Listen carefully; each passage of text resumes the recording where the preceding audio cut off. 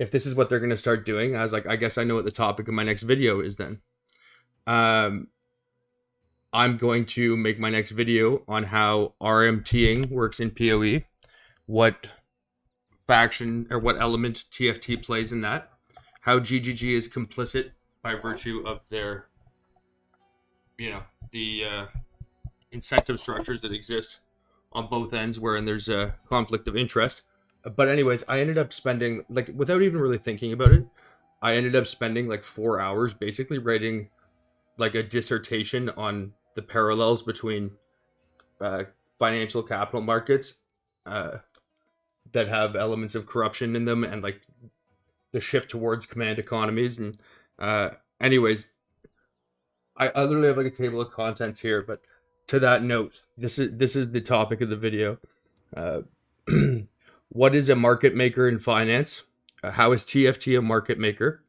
Why does GGG allow this role to be filled?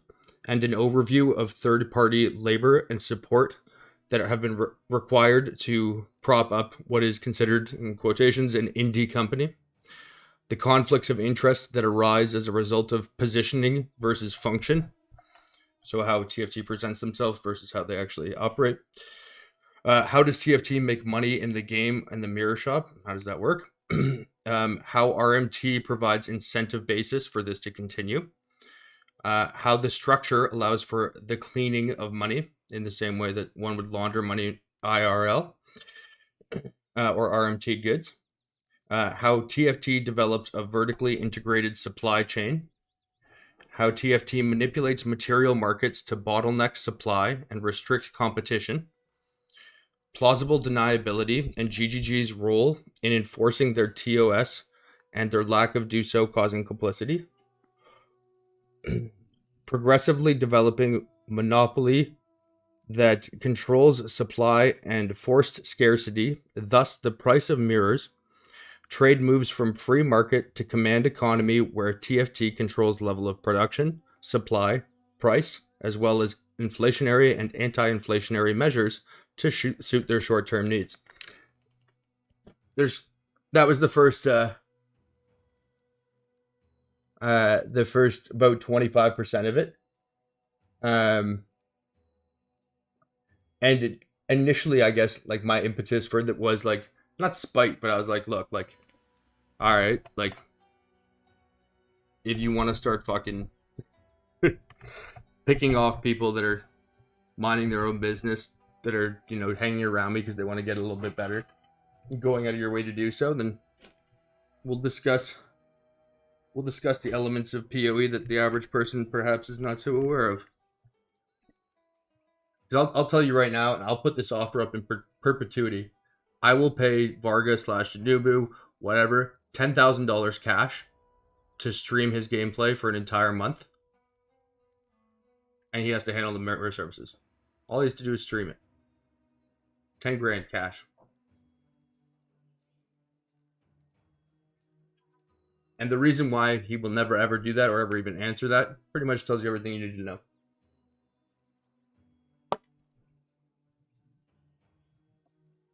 Would you love to read the whole thing? Oh no, it's going to be my next YouTube video.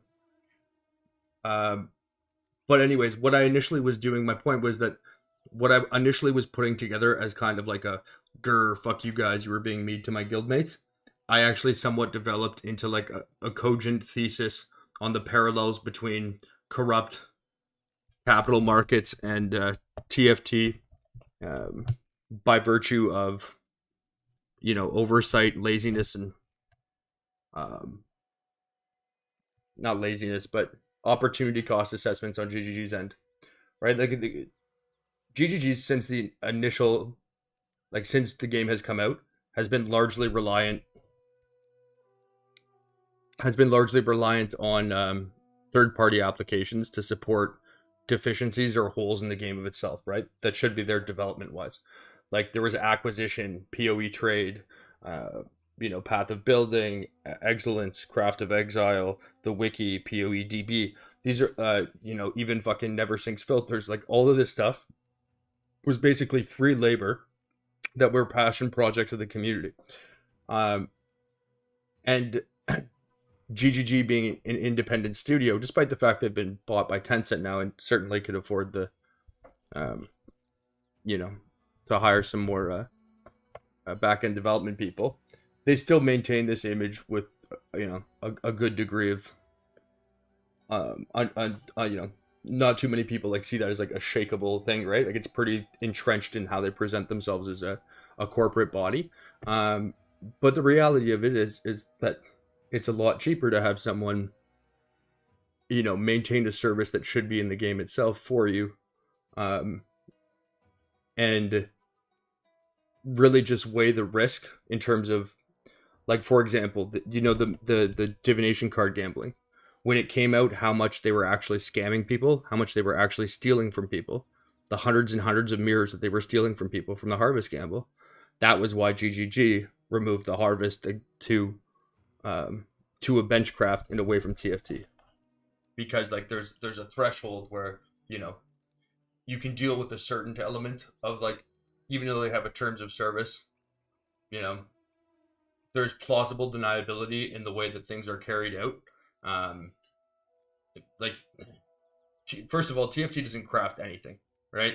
They and it's the reason why the only time you can really get a good strong foothold in a league is like if you're very active in the first week or two, because what they do is they have like the systems in place, right? Like the distribution network, they have the marketing, they have all the infrastructure, so that if you are an independent crafter or a team of crafters or whatever, you make the item, you give it to them, and then you get the 100,000 plus people that are present in the Discord.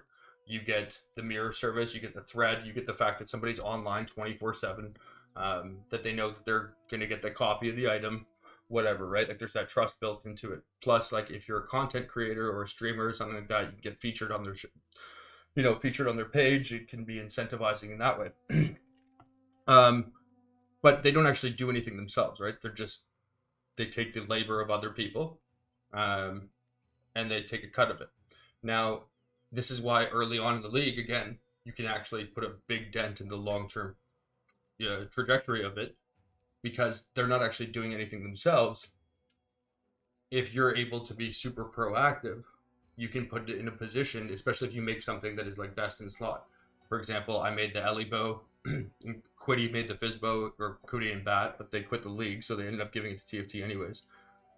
But that's why I made 6 mirror items in the first week of the league, right? And I'm never ever going to give an item to TFT, and I think they know that, right? And so now they're put in a position where, regardless of what they're given from everyone else, they have either a baseline that it has to be better than, or it can't go on the site. Like, what's the point of it, right? They don't want to have a second. Now, something like a quiver and a ring, there's generally enough variance to those in terms of what you can have mod wise. But like something like the thicket bow, +3 thicket bow, they wouldn't even bother crafting that. Bows are generally the most mirrored items too, right? Like fizz bows are just objectively better. I'm not delusional, but this is the best LE bow that there is, right? And that would drive them nuts.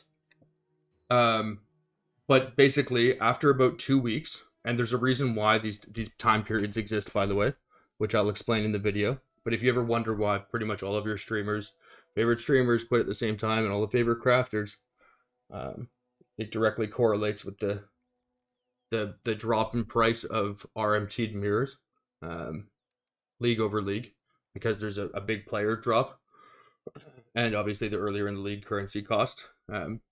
There are implications of that. By the way, throughout the course of the video, there's not a single person who I'm going to name by name. Whatever conclusions you want to draw, you can come to.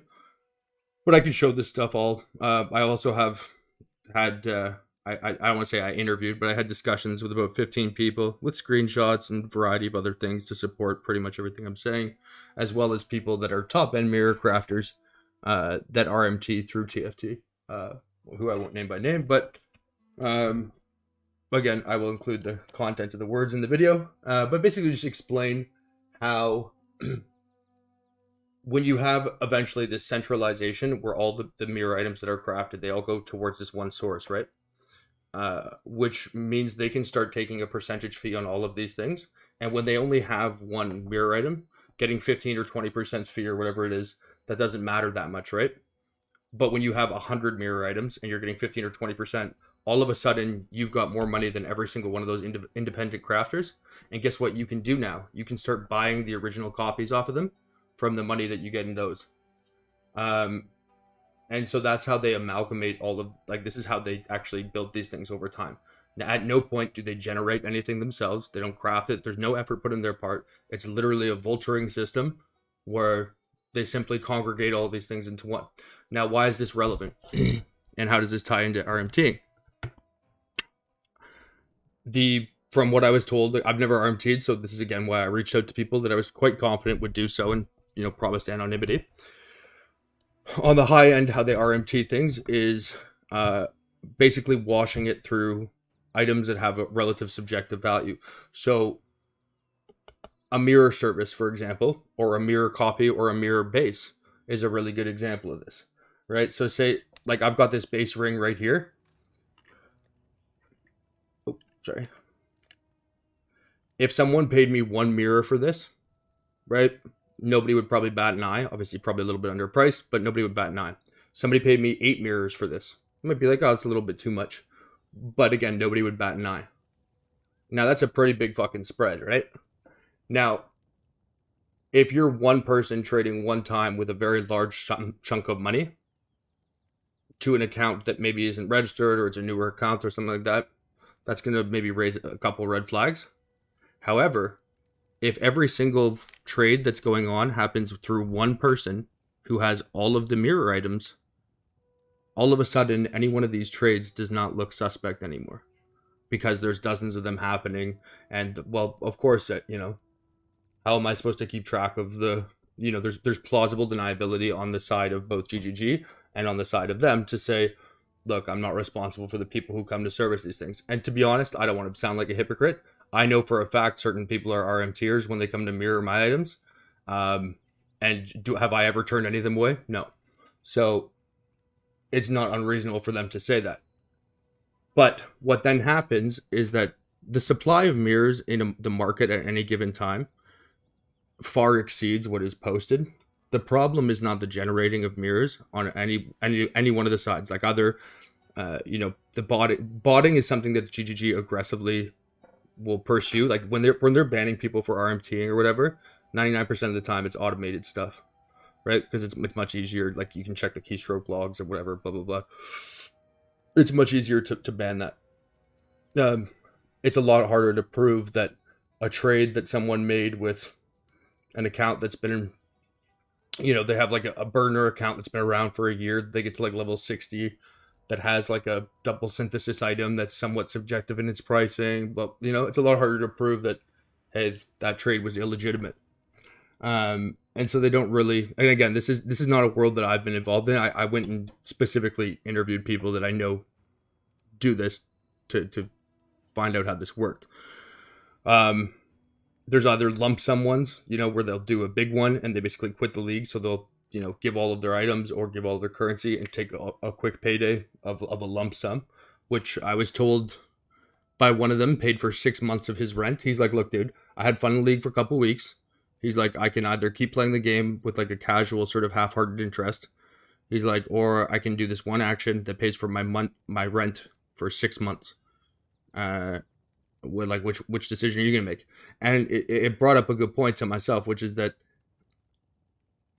obviously there's somewhat of a disdain for this activity. Everyone knows it exists.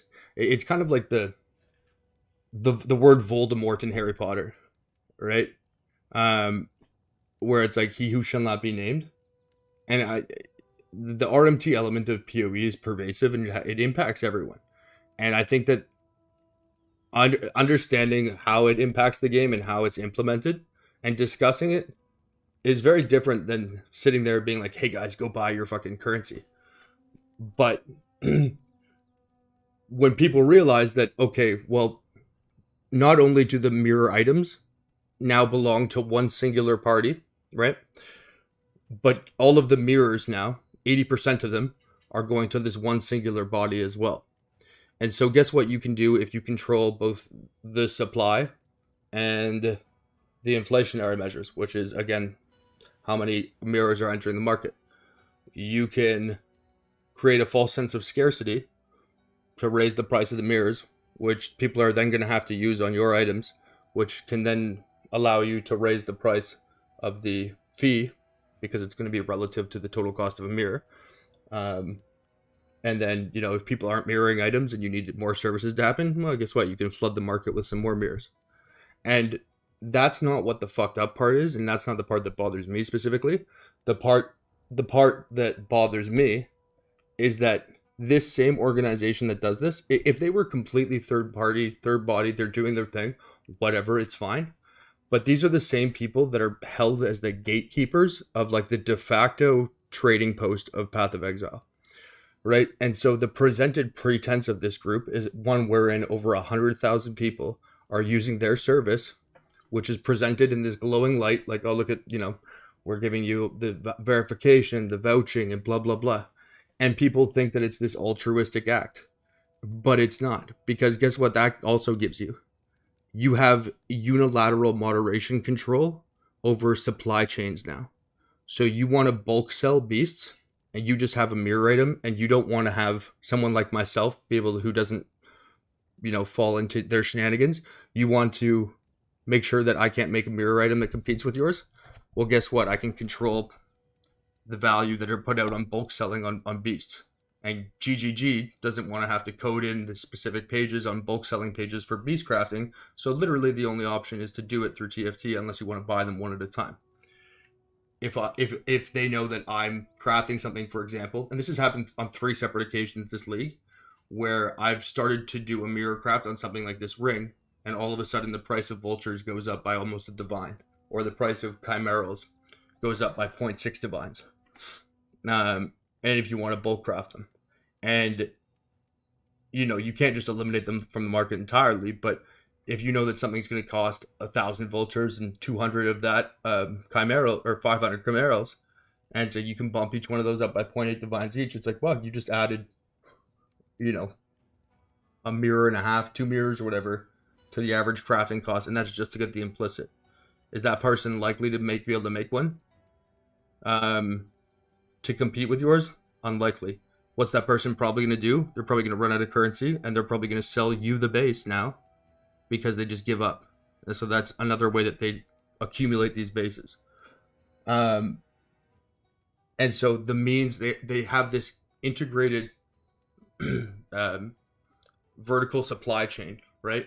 Where they control the amount of mirrors, they control the items that mirrors are used on, and then all of the precipitating elements and networks that are required for each one of those stages are also built into their system, and they are unilaterally controlled by a party that has a clear conflict of interest with their supposed function, right? If you're familiar with what a market maker is in the real world, a market maker is, if I want to buy a stock, a share in a company, and you want to sell a share in a company, a market maker would be someone who holds enough liquidity of this company's shares so that if I want to buy something, I would buy it from them. And if somebody else wants to sell something, they can sell it to them. And they're assuring that they always have a market supply of these things to make sure that there's enough liquidity in the market. However, there'll be a discrepancy of a few cents between the buy and the ask, and that's how they'll make their money. Now, the function of those is, again, to apply to provide a neutral sort of trading post setting where people can go and have a reliable way from a third party to accomplish both of these. And that is what, again, the purported function of TFT essentially is, right? We're trying to give you a way to safely trade ashlings or to bulk buy beasts. We're going to have a system in place where you can vouch for each other so you know who's trustworthy, who's not. It's going to be all moderated by bots. We're going to have certain timers in place and blah, blah, blah. It's a complete meritocracy, right? Except for the fact that if they want to raise or to decrease the material cost of any market at any given time, they can simply put a longer timer on a channel, or they can time out a certain user, or they can DM them privately without letting that message go public, and they can buy it off them beforehand and then just get another one of their hundreds of registered bulk sellers to progressively raise the price, which again, they control the dissemination of, because they can stop or allow any individual message. And then on top of that, anyone who is competitive to them in any way, regardless if it has anything to do, terms of service of using their server. Like I was banned from and I'm not proud that I said this, but I grew up in like the 90s, 2000s, and people said this word occasionally. I was like, man, this guy's being a real fag, right? And I understand modern society, that word is, now a pejorative term and blah, blah, blah. I get it. Like, I'm not saying that's a great thing to say, but at the same time, I think it's fairly obvious that if somebody says that offhanded and if they're of a certain age range, they're not saying that as a slandering, hate-filled term towards like a homosexual, right? It's like, if any one of you grew up in North America, I don't know if it was the same in Europe, but like, if you can tell me that you didn't grow up once and say, man, that's so gay, without a single thought through your head of a homosexual, right? I think that you're probably lying. And so again, I acknowledge the fact that not a great thing, whatever, streaming, shouldn't be doing it. But the thing is, I didn't even say this to TFT Mod. I didn't say any of this shit. I was on a Discord conversation with a buddy of mine. TFT Mod gets sent the VOD, sends me a message and goes, since you want to act like a little child, we're going to ban you permanently from the Discord. As well, thanks for the clip. We'll be passing it along to Twitch. Enjoy the deplatforming little man. I don't know why the little man bothered me so much, but I'm 6'3" and 230 pounds, and quite confident the energy of Mr. Nell would not be the same if we were face to face. But nonetheless, I digress. I then replied to that message with LOL. The ticket was then closed, and the reason for ban given was none. I then was asked why I couldn't use TFT on a Reddit post one time, and I explained the situation and I showed screenshots. There was then an account made that you could look this up on YouTube. There's an account made called TFT Rat that took a VOD from one of my streams where somebody paid me two divines more than an item was worth, said thank you, left my hideout, and went and vouched for me on the service, right? Paid me more than an item was worth, but didn't ask for the item back, said thank you, and went and vouched. Went to a restaurant, paid the bill, left the tip, had a good meal. They then took this video and said that I was scamming the person, despite the fact no complaint was made at any given time. And I tried to steal 2 divines from him. Now, not to pat myself on the back, but the idea that I would steal 2 divines from anyone, let's get some context here, is pretty laughable. But on top of that,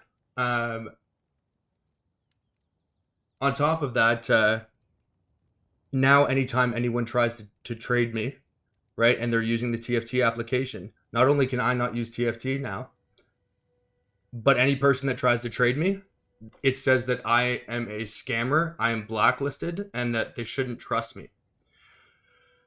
Now, why does that matter? Well, if I run my own mirror shop, which I do, I have 6 mirror crafted items, and you're someone who's newer to the community, doesn't understand that I've played the game for 10 years completely transparently and have not one blip of poor behavior on my record. Like if PoE were a real life criminal record, I wouldn't even have a parking ticket. If you got your first mirror, you want to mirror an item, and you see that this person is blacklisted for stealing people's money, are you going to go and mirror their item, or are you going to go and mirror Mr. Jenny Boo Boo's item? And so now it maybe makes a little bit more sense why, oh, maybe this is why we're getting banned. Or, why when somebody in my guild who has like literally nothing to do with me, there's 160 people in my guild, who goes to buy beasts, why they get permanently banned from the Discord for doing anything because they're buying Vivid Vultures and Krachik Chimeras. And, TFT guys go do a little reverse search and see that I'm rolling a double implicit dex ring. You want to know who has a double implicit onslaught dex ring?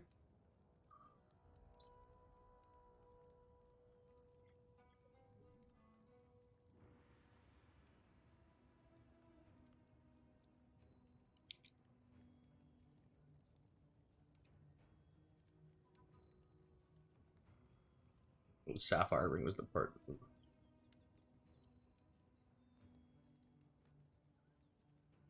Oh, look who has the one ring. I wonder who might be incentivized to potentially permanently ban someone who's trying to buy beast that has any kind of association with me. This doesn't. There's no potential self-interest being enacted here. If you guys aren't familiar with why I'm streaming now on YouTube, on Christmas dinner, the day of Christmas, I obviously live on my own. My family lives abroad largely. They were back in the city and they invited me to their house to have Christmas dinner with them. As I mentioned, transparency is like a big thing for me. I stream literally like all my gameplay and have for a long time. When I went AFK for dinner, as I always do, left my stream running like this. So people can see where my trades are coming from. Guildies can see if we get a mirror service, whatever it is. PoE happens to do one of those hotfix updates or whatever, so the game closes and crashes. My screen defaults to Discord. All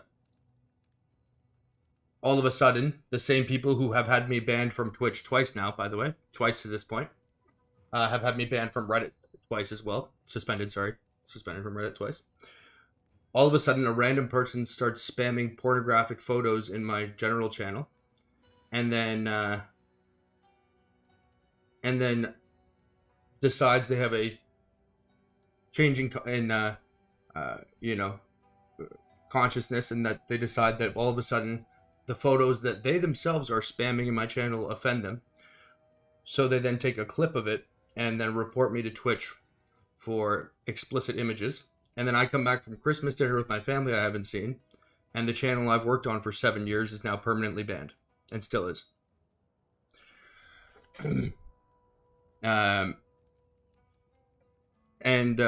Let's see what else is funny. Then I start getting sent messages like this occasionally too. Which this part I actually find a little bit more funny. But you come to find out that someone who, frankly, I'd rather just not interact with, period,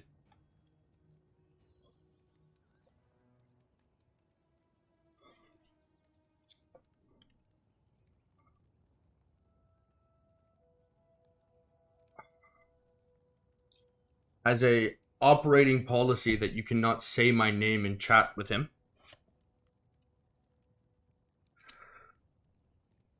And has then also sent people to literally spy on my guild activities so they can ban people who interact with me, on top of all those other things. And I'm not saying this is like, look, I've played this game long enough and I'm completely fine to be self-sufficient, especially because I have systems in place with, my Discord and streaming and my guild and stuff that I can get other people to help me out when I need people's help with things.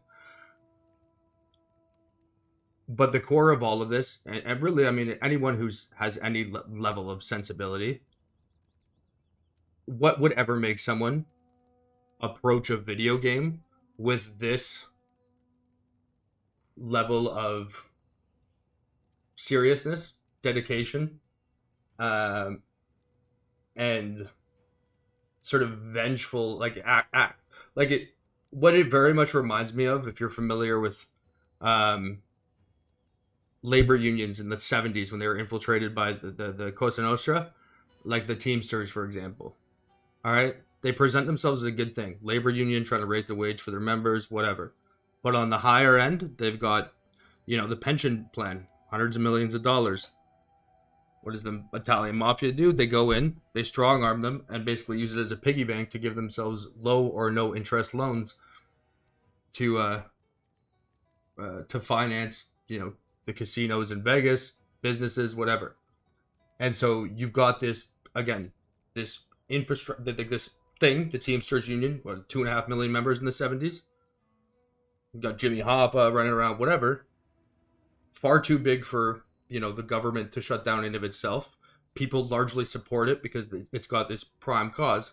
But on the upper end of it, you've got people who are motivated by their own personal greed that are using the pleasant image to do, their own nefarious deeds. And I can sit here though. I don't fault them for it, because you know what? It's a lot easier for me to understand the sentence or the statement, hey, I'm going to make a mirror today because I'm going to sell that mirror and feed my kid. Whereas when I make a mirror, it's like, hey, I'm going to make a mirror today so I can link it in my Discord so I get a dopamine hit because a bunch of nerds on the internet think I'm good at playing a video game, right? And it's like, I'm a rational person. I can understand that situation A is a far more serious situation than situation B. And so, to a certain extent, I don't even blame TFT, and I don't blame Janubu. The culpability really lies with GGG, because everything, at least under the pretense of a free market, the free market begins to disappear as the league goes through. It is incentive driven, right? And to understand the incentive structure of someone whose livelihood is on the basis of their capacity to control a market and to have, if you're familiar with like an input, this is why farming, I say this all the time, it's not meant to be in this light, but the reason why mapping generally is not good for making currency is because you have your input and your output, right? And for as long as your input and output are correlated, you're always going to have a ceiling, right? Because you're always going to be limited by how fast you can physically complete an action. And what TFT does that is brilliant is that at every step of the way, they absolve themselves of any physical labor, right? The labor requirements or the means of production. Zero. None. They have nothing to do with anything. They don't craft any of the items. They don't supply any of the materials. They don't have to do any of this shit. They've got the farmers. They don't have to do the bulk buying. It is all systemically set up to funnel up towards the top in a way that eventually allows them to now just own. They're like pimps. You know what I mean? Like every single person that uses it is one of their fucking hookers, and the pimp takes the money from the work of what they do, and all the shine, And it comes to a point that when you've got one hooker working for you, that one hooker maybe makes more than you. But when you've got 100, you're making a lot more than any individual hooker. I don't know why I'm using this analogy, but I feel like what I'm saying is probably easy enough to understand. And the only answer is RMT.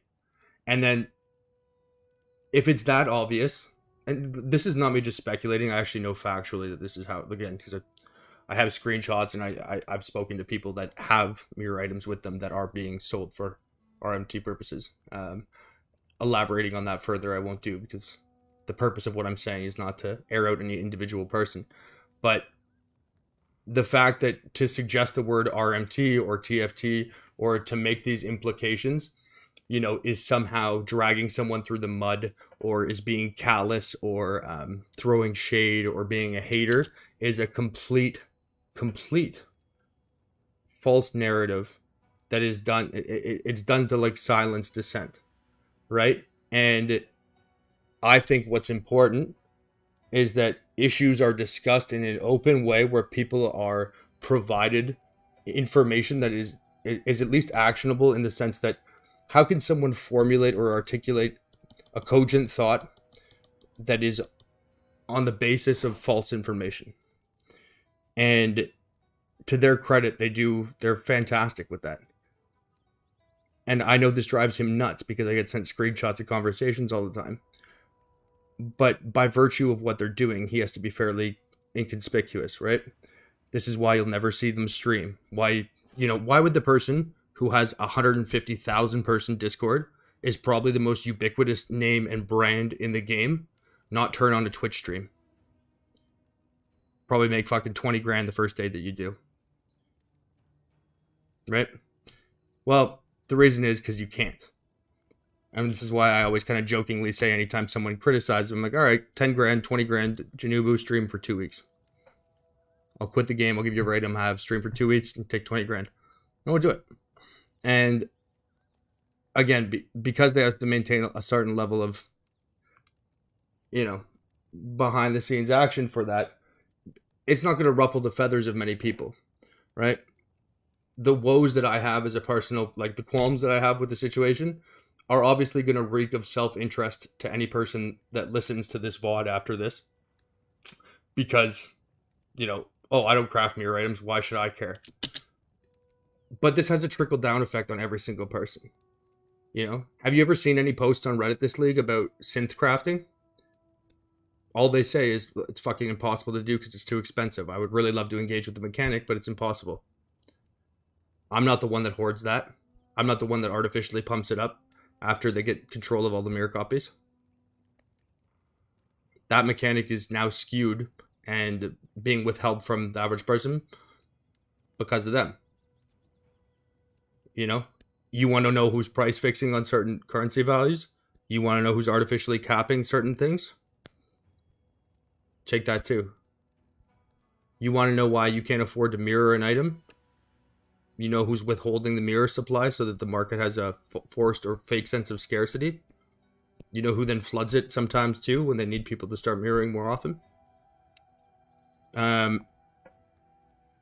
And again, like, not that many people take this game that seriously, right? To a lot of people, this might seem stupid. But as I said, I spoke to two guys that are, one of whom is connected to a very prominent streamer. And they said to me pretty much plainly, like, look, what I can make in a week, basically, after I have fun for a week or two, give it to these guys. I get my rent paid for the next 6 months. In so doing, I basically lose control of my own item. Technically, I own the item. You don't fucking own the item anymore. Half the time, the type of shit goes to TFT. It's like, yeah, something that's on loan permanently is basically not yours anymore. It's not like they wouldn't give it back if you asked, but most of the time, it's kind of like an unwritten contract. Look, you give it to them, you fuck off, you take your payday, they take it over. And if you've ever wondered why, yeah, you know what? Actually, I'll just say this.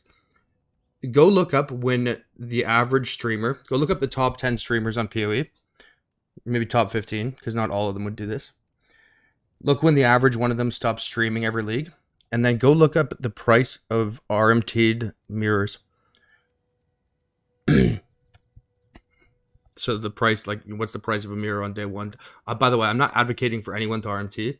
I think it's a terrible thing for the game, but I also think discussing it in an open forum is important for people to understand the ways that it's implemented and how it impacts them. I can almost assure you some of the biggest content creators, best crafters, people that are loved and respected the most in the community, if you were to correlate one thing that has to do with the arbitrary date in which they seem to stop every league, more than anything else, I can almost assure you it would be either not necessarily the peak, but the final weekend prior to the drop off. And now again, it poses the question: well, if this is something that I know about, and pretty much every person that's played the game for any degree of time knows about, why is nothing done about it? And so then you got to look at it from GGG's side. This market's pretty much always going to exist. They can proactively try to stop it. They're never going to be able to get everyone. The way that it's being conducted right now is done with such a degree, and you know what, credit where credit's due. These guys are good at what they do. Like, it's very smart. It's like a sophisticated, it's almost like a crime syndicate, like a 70s, like, Gambino family sort of thing. You got Janubu at the top, and then the lieutenants or the captains, who who are there moderating the different things, or they're doing the services, like, or plot, whatever it is, the people on standard, the people doing this stuff. I mean, it's obviously everything's funneling up and funneling up. You've got your moderators on Discord who are, probably just people that don't really have too much going on socially in their like their lives, that want to feel like a sense of belonging or whatever. But you have this infrastructure set up in a way where it doesn't cause too much friction in the community, right? But if you were to have people RMTing, it's like what happened with, sorry, I know I keep making analogies, but if you're familiar with what happened with cocaine in the 80s when Escobar was taken out, right? When the Medellin cartel was responsible for all the import, trafficking, production, that they controlled the entire supply chain basically of cocaine import into the US. And the second that they were removed, that's when everything, like, shit hit the fan. People started killing each other everywhere, blah, blah, blah, because there's now this power vacuum that everyone's struggling to try and fill to try and capture these markets. Sometimes having a singular system in place kind of keeps the peace, right? So on GGG's end, I'm sure there's a consideration for, well, it's a problem that's always probably going to exist. These guys do it in a way that's, not too much in your face. But also, hey, if we shut down TFT, for every single element of the game that they fill that we don't, we're going to have to spend development dollars. People found out that they were stealing literally hundreds and hundreds of mirrors from people every league with the Harvest divination card gamble. That's why they actually moved Harvest to the hideout, by the way, if you're not familiar with that. It became public information that people were going on TFT and being like, hey, can you do the I think it was Primal Rex sacrifice to get double your cards, whatever. They were stealing literally hundreds of mirrors of people and just reporting false data back to the people that were giving them House of Mirrors or whatever to double up. And there was such a big backlash to this that, GGG was like, okay, like, we need to itemize this, or at least make it within their own hideout. And I think this is kind of the roundabout point I've been trying to get to pretty much this whole time, which is why it's important to have these discussions. And I feel like I've been I'm not sitting here bad. Like, again, I understand the motive basis for this. I understand the incentive basis. Who is most at fault? In my opinion, GGG, because they have this infrastructure in place that allows this to happen, and I think they're complicit. I understand why, but I think ultimately it's their responsibility. Now, who is ethically at fault? Of course, like TFT, 100%. And frankly, it wouldn't really even bother me that much if they didn't aggressively. It's one thing to do an operation on your own, kind of keep to yourself and do your thing. But when it comes to a point that people who are trying to learn a video game that come to join my guild because they like the way that I communicate with them, right? Like they like my communication style or whatever, and they're able to learn well. And that person gets excited to come play a game with somebody who's played for a while, whatever. And that person is now banned from the trading post permanently because you want access to my fucking pixels? No. I have an issue with that. And the thing is, it's so out there. It's every single person that has played this game at any, I won't even say at a high degree level. If you played the game for a year, you pretty much know this is happening. It's like if you ever had a family member that like went to rehab, or if your parents got separated for a little bit, like that family secret you just don't talk about. It's like everyone knows it happened, but it's just the thing we don't talk about, right? It's like it's happened. We all know it's not spoken of, and that's the case. If you go look up, type the word TFT, 99% of the stuff is going to be people saying, hey, I was vindictively removed. This person didn't like me. I was removed from this. Hey, somebody ripped me off that was one of their friends. I tried to complain and I was removed permanently. I said that I thought my mirror item was better and I was permanently banned. And, when I told people on my Discord that I was going to make this video, the first 3 replies were, you better contact YouTube first because they're probably going to get spam bots to come in and report it until it's taken down. Number 2 was you should probably be careful. There's probably people on the payroll with GGG that are on the take from the currency dollars. And there's not, I mean, that might sound conspiracy theory-ish, but one of the guys that owns GGG has like, what was it, like an 8.75% share in GGG. This is public information, by the way. Owned 2 trading RMT sites that sold PoE currency. Again, a guy who owns a 9% stake, I think he sold it now since this became public, but a guy who owned 9% of the company also owned 2 RMT sites that sold PoE currency. And I'm not speculating past that point, but you know, when people say those, you know, say something like that, it's not outside the realm of possibility.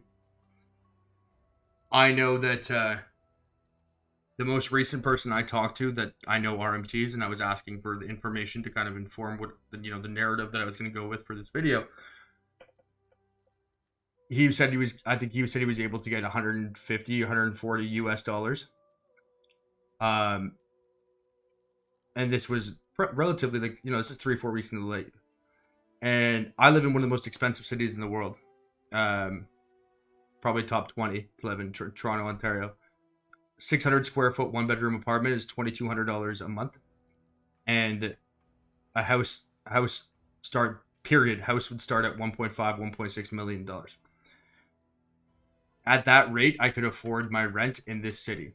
Now, can you imagine what impact that could have on someone's standard of living if they are in a country that has a relatively weak currency?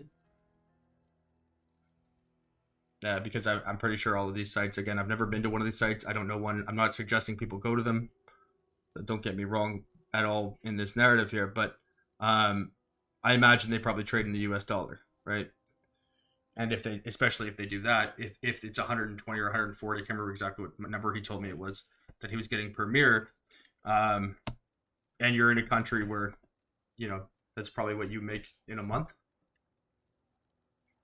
Any proof of this claim? I mean, I've been talking for 45 minutes, so you're going to have to be more specific.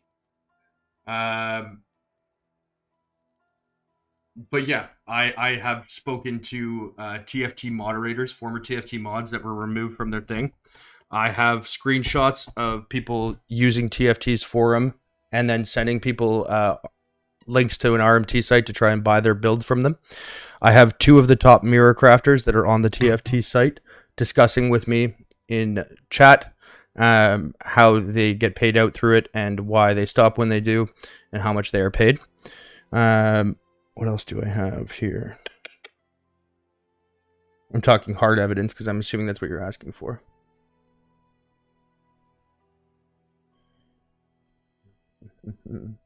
For myself and my own selfish means, I have all the conversations for why I was banned. I have also about 30 or 40 screenshots that have been sent to me of other people who've interacted with Janubu of you know, of him saying things like, don't you mention I heard he's Russian but lives in Israel, so I don't know why I'm doing an Italian accent, but although I guess to be fair, hedging the ruble with a divine is probably not a bad idea these days. Shots fired. Fuck your economy, Russia. USA. I'm just joking. But yeah, like, look, I'm not trying to smear campaign any one of those. Oh, the guy that had the RMT sites. Yeah. It's linked in my Discord. Go to my Discord. The link will be below the video. Somebody shared the article like 20 minutes ago. It'll be in the general chat. It's like public. It's like a public information. How come I don't stream on Twitch? I covered that already. Somebody else can tell you. I was banned from Twitch because of TFT. But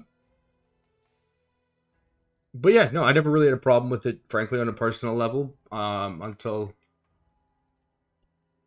you know, they started proactively going after not only myself, but also the people in my guild. And you know, streaming and content creation is not my livelihood. It'd be great if it was, but I'm not reliant on this to live.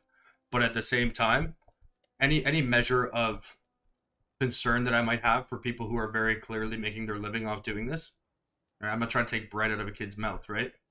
But at the same time, there was no hesitation on their part to have me banned from Twitch twice, permanently as well. No concern on their part to label my account as one of a scammer. No concern on their part of you know, messaging their buddies that are Reddit mods and having them ban me on Reddit. Right? So, anyways, there's a